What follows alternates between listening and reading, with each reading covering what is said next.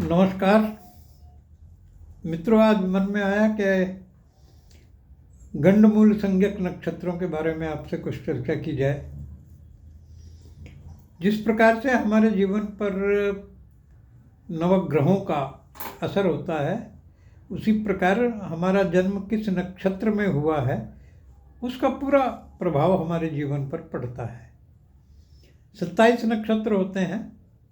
इनमें से 6 नक्षत्र ऐसे हैं जिनको गंडमूल संज्ञक नक्षत्र कहा जाता है, अर्थात मूलों में पैदा हुआ। तो कई बार हम जन्म कुंडली का प्रेडिक्शन करते समय ये देखना भूल जाते हैं कि इसका जन्म किस नक्षत्र में हुआ है, उसका कितना प्रभाव इसके जीवन पर होगा। और खासकर मूल वाले नक्षत्रों को, गंडमूल संज्ञक नक्षत्रों को हम देखना भूल जाते हैं, क्योंकि उसी का दुष्प्रभाव जो है वो हमारे जीवन पर पड़ता रहता है और हमें पता ही नहीं चलता। बहुत देर बाद अगर ध्यान में आता है तो हम उसका कुछ उपाय करने की कोशिश करते हैं। तो मैं आपको बताऊं, 6 नक्षत्र हैं। जैसे अश्विनी है, आश्लेषा है, मघा है, ज्येष्ठा है, मूल है और रेवती। ये 6 नक्षत्र हैं जिनमें अगर कोई बच्चा जन्म लेता है तो गंडमूल संज्ञक वो नक्षत्र कहलाता है। तो इन गंडमूल संज्ञक नक्षत्रों में बहुत एक जहर सा भरा हुआ होता है जो उसके जीवन में होता है। वो व्यक्ति बहुत जहरीला सा, कटीला सा, कोई गुस्से वाला और स्वभाव में तेजी वाला, ये सब होता है। और उसके कामों में रुकावटें वगैरह भी आती रहती हैं। तो हमें इसीलिए 27वें दिन हम लोग उसके नक्षत्र का उपाय करते हैं, मतलब उसका जहर को उतार देते हैं। जब नहीं पता चलता तो आपको जिस उम्र में पता चल रहा है, जैसे 10 वर्ष की, 20 वर्ष की, 30 वर्ष की, 40 वर्ष की अवस्था में भी आपको पता चल रहा है कि हम गंडमूल संज्ञक नक्षत्र में हैं, तो उसको निवारण कर लेना चाहिए, उसका उपाय कर लेना चाहिए। तो विधि तो बहुत विस्तार से है, वो बताने में तो टाइम लग जाएगा कि भाई कितने वृक्षों के पत्ते, कितने कुओं का जल और कितनी प्रकार की जड़ी बूटियाँ और किस प्रकार से लकड़ी के हल पर बिठा करके और लोहे की छलनी से मंत्रों के द्वारा उस जहर को उतारा जाता है। वो बड़ा लंबा विस्तार से विषय है। मैं सिर्फ आपको ये बता दूं एक उदाहरण दे करके कि ये क्या है। मूल, जैसे मूल नक्षत्र है, आकाश में आप देखिए मूल नक्षत्र कहाँ पर है। उस नक्षत्र के ऊपर आप देखिए कुछ तारापुंज का एक समूह है, तारों का एक गुच्छा है, और उसकी आकृति अगर बनती है, वो बनती है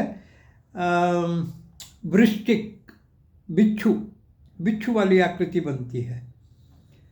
अब आप देखिए बिच्छू में कितना जहर होता है। अगर हमारे मैदानी इलाकों में बिच्छू है तो हो सकता है उसका कम जहर हो, लेकिन पहाड़ी बिच्छू का तो जहर आदमी को मार दे। तो उस नक्षत्र में आपका जन्म हुआ है, मूल नक्षत्र में, जिसके ऊपर वृश्चिक राशि है और वो राशि आपकी बनती है जन्म में, तो कितना जहर आपके जीवन में होगा। उस जहर को उतारने के लिए, जैसे बहुत पुराने समय में गाँव में और इधर उधर कुछ लोग ऐसे होते थे जो बिच्छू और सर्प के काटने पर मंत्रों द्वारा जहर को उतार देते थे।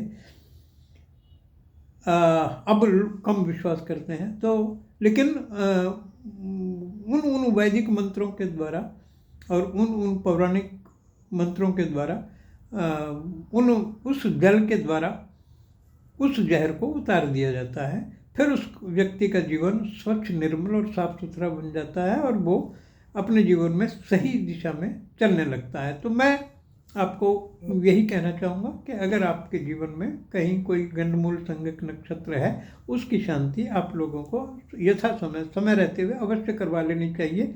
अब जैसे मैं एक जगह आज मूल शांति करवा रहा हूँ, अब आपको मैं दिखाऊँ। देखिए हमने उस नक्षत्र की आकृति बनाई हुई है और उस नक्षत्र के देवता को बिठाया हुआ है और अन्य ग्रहों को, अन्य देवी देवताओं को बिठाया हुआ। एक झलक मैं आपको दिखा देता हूँ।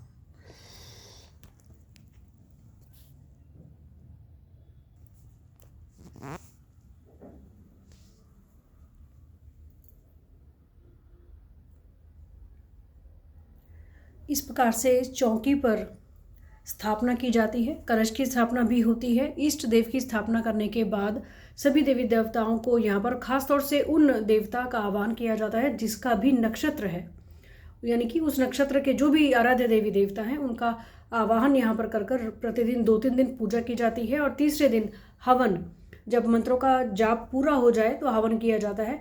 ये सभी प्रकार की सामग्रियाँ हैं जो कि डेली मंत्रों का जाप और पूजा में लगती हैं और उसके बाद हवन किया जाता है, जिसमें मंदिर के अंदर 27 ब्राह्मणों को भोजन भी कराया जाता है।